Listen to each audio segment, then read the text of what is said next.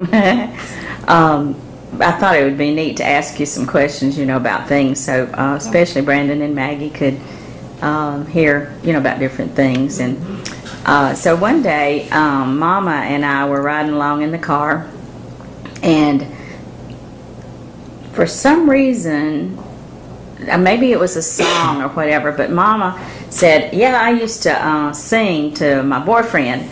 And I burst out laughing because I could never imagine Mama singing to her boyfriend. Because I don't remember Mama singing that much. So I said, "Well, tell me about it, Mama." And I can't remember what the song was, but he seemed to like it. Tell his name. Earl Jones.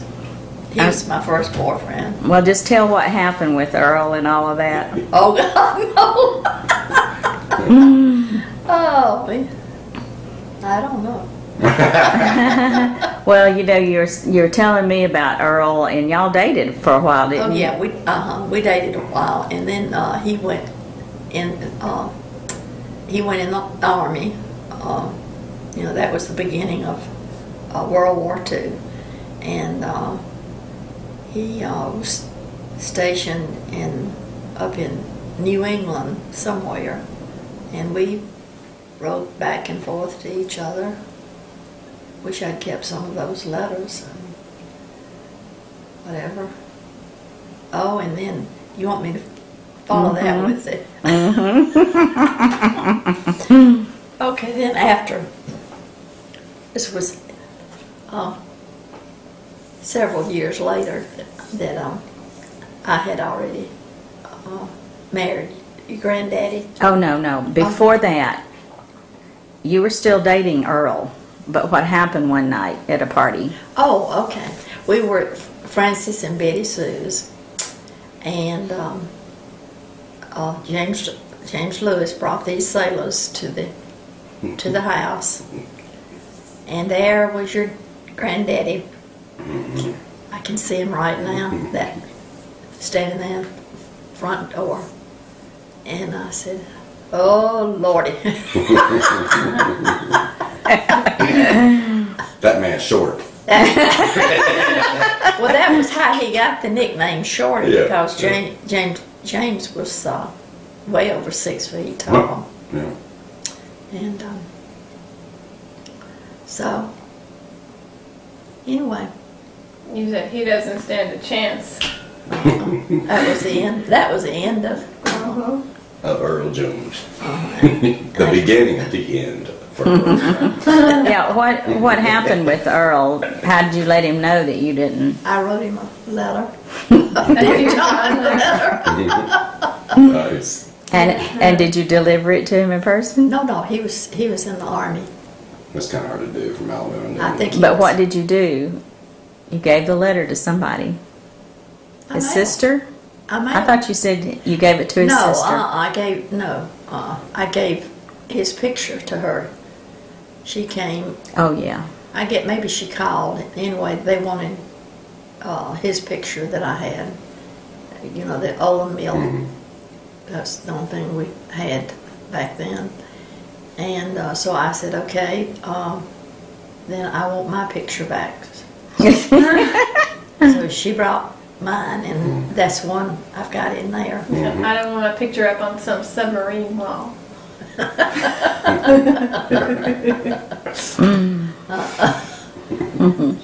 Trophy.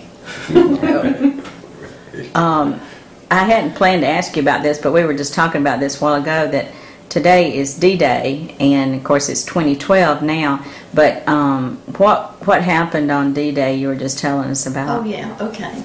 All right. I think it was June the 6th, and it was, of course, that was the summertime, and we knew that this was going to happen, and of course Robert and Billy were already in the Navy, and so I got down on my knees at the bed in that little room. And do y'all remember the little room back in Mama's house? Mm. And I got down on my knees and prayed that, you know, that they would be safe.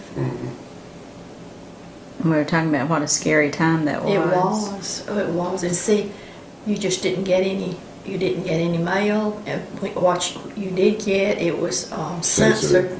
It just cut through and whatever. Did they mark through words and stuff? Yeah, or cut them out or whatever. Did you hear about D-Day through the radio, or did somebody come tell you that was listening to the radio? Radio. You were all listening to the radio and tuned in because you knew it was going to happen. Yeah. And they had updates all the time, every day? I don't know. I can't remember that. But how did you know D-Day was happening? I guess. Somebody told you. I mean, Through the I think it was on the radio. Yeah. After maybe it had been planned and everything, and it was in the works. In the works. Right, that's what I was looking Already like started. Like that day. Like that day. Because it was pretty secret. Yeah, it was very Yeah. As the telephone. Don't worry about the telephone. One other thing that I wanted Brandon and Maggie to know about was your grandfather, who had, he lived out from Georgiana. I can't. You want to get the phone? I can't stand that. No. Okay. All right. Grandpa Salter lived out from Georgiana, and they moved into Georgiana, and he had 3 sons, and he built a grocery store. Well, he had a lot of land out there. Yeah. Oh, yeah. Well, of course, he had made money out there. He had the money to build a grocery store, a dry goods store, and a feed store. And then on the feed store, to the back of it, there was enough room that they could store the hay and whatever, And have a bar. And I can remember playing back there on the hay. And I don't know if I told you this, Nancy, but anyway, the dry goods store had shoes, and I could take a pair of shoes home that I wanted to try, and I'd try them on, and we had a rug in the living room, and I'd try them out and see if they were going to feel just right, Parade around on the rug. Oh. But how old were you, Grandma? 10, Younger than that. Yeah. Yeah. I remember a long time ago me wanting you to buy me some shoes, and you just said no. You can't have shoes. Oh God! Let's see what all God's children need shoes. But not the Chinese railroad children. No. And in the dry goods part, they had little dolls that were like. This is what I remember: the doll that had the overalls on, and it was an advertisement or whatever. And so I was given that doll for after I guess they got through using it or whatever. And then I carried it to later on. I carried it to Flomaton and gave it to my cousin. She didn't have a doll, and what that would be worth now. Yeah. Oh my goodness. And you started to tell about his sons, the 3 sons, what he did for the 3 sons. Oh yeah, okay. He had so much money. Okay, when they moved to Georgiana, he bought a house for Daddy, one for Uncle Zeno, and one for Uncle John, and then he had a house for him and Grandma Salter, and then sister Dita and her husband lived with Grandma Salter. Wow. And Grandpa Salter died about the time I was born. I never knew him, but I believe it was that year that and they said that he had had pneumonia, and he could walk. He could walk from the store to the house for lunch and whatever. And Mama we had to have lunch at 11 o'clock.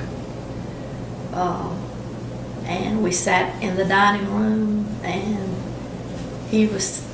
Daddy would sit at the head of the table, and I would sit very over there on the left.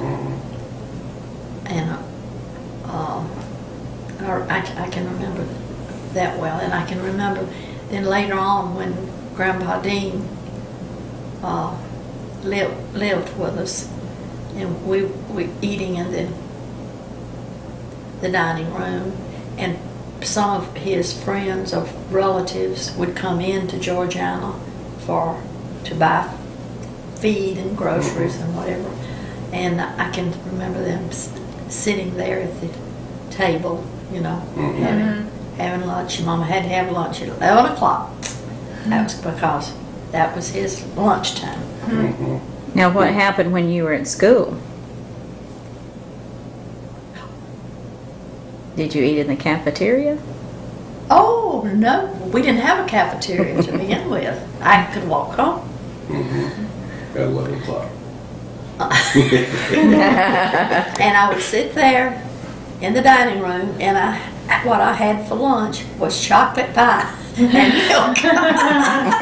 Nice. I would like that myself. I can just taste that right now.